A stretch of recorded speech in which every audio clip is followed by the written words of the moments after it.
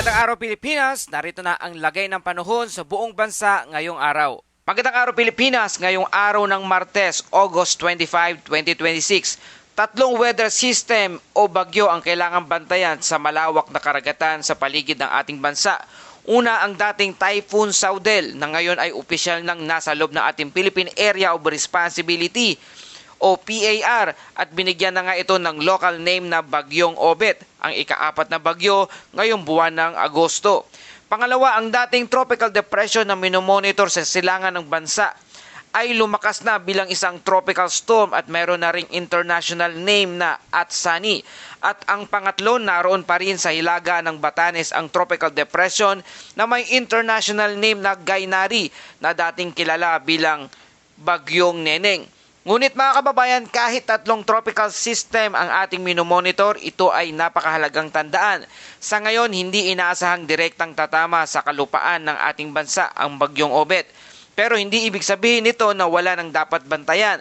Dahil habang ang Bagyong Obet ay kumikilos sa hilagang silangan ng ating bansa, ang southwest monsoon naman o habagat ay patuloy na nakakaapekto sa malaking bahagi ng Luzon at Visayas. At dahil dito may posibilidad na mas lalakas ang pagbugso ng hangin, pag-ulan, pagkulog at pagkidlat, pagbaha, pagguho ng lupa at paglakas ng alon sa mga baybaying dagat.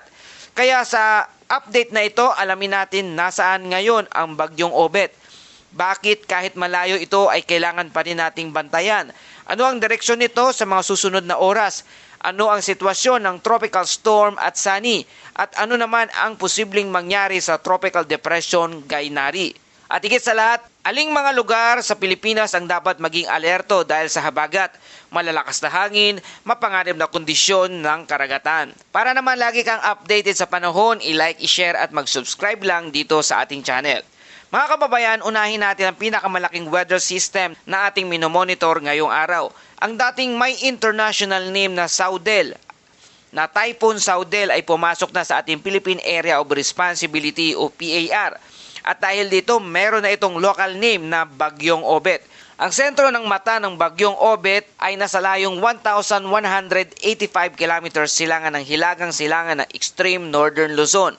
Malayo pa ito sa kalupaan ng ating bansa, ngunit isa itong malakas na bagyo. Ang maximum sustained winds nito ay umaabot sa 165 kilometro bawat oras at ang pagbugso ay maaring umabot hanggang 205 kilometro bawat oras.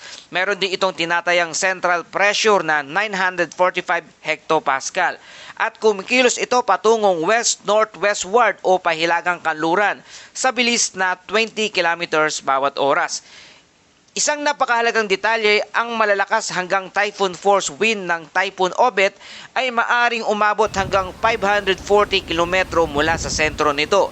Ibig sabihin mga kababayan, kahit ang pinakamapaminsalang hangin ay nakapaloob sa malawak na sirkulasyon ng bagyo, hindi lamang ang mismong sentro ang dapat tinitingnan kapag sinusuri natin ang isang tropical cyclone.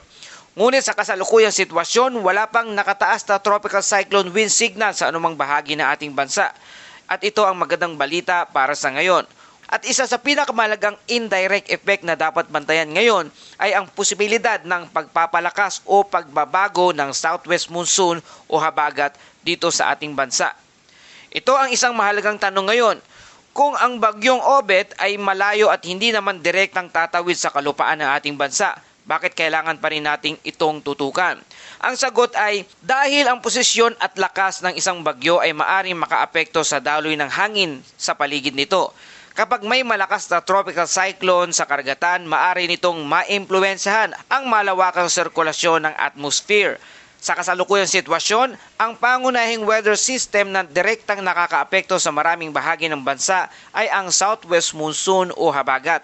Ang habagat ay nagdadala ng hangin mula sa karagatan patungo sa kanlurang bahagi ng ating bansa.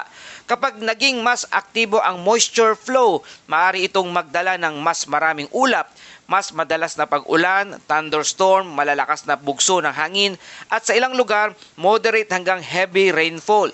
Kaya kahit walang direktang landfall na inaasahang mula sa Typhoon Obet sa ngayon, hindi natin dapat alisin ang atensyon sa habagat. Dahil sa maraming lugar sa Luzon at Visayas, ang habagat ang mas direktang magdidikta ng magiging kondisyon ng panahon.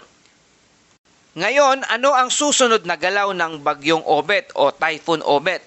Batay sa ating forecast outlook, inaasahang magpapatuloy ang bagyong Obet sa kanyang pagkilos patungong west-northwestward.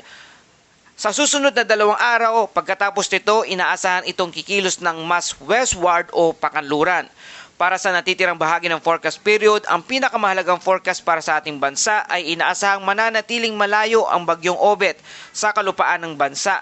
At batay sa kasalukuyang forecast track, inaasahang lalabas na ang Typhoon Obet sa ating Philippine Area of Responsibility sa loob lamang ng 12 oras. Ngayon mga kababayan, bagamat walang nakataas na tropical cyclone wind signal dahil sa bagyong Obet, ang southwest monsoon ay maaring magdala ng strong hanggang gale force gust o pagbugso sa iba't ibang bahagi ng bansa, lalo na sa mga lugar ng coastal, matataas, exposed na hanging habagat at malapit sa malawak na karagatan.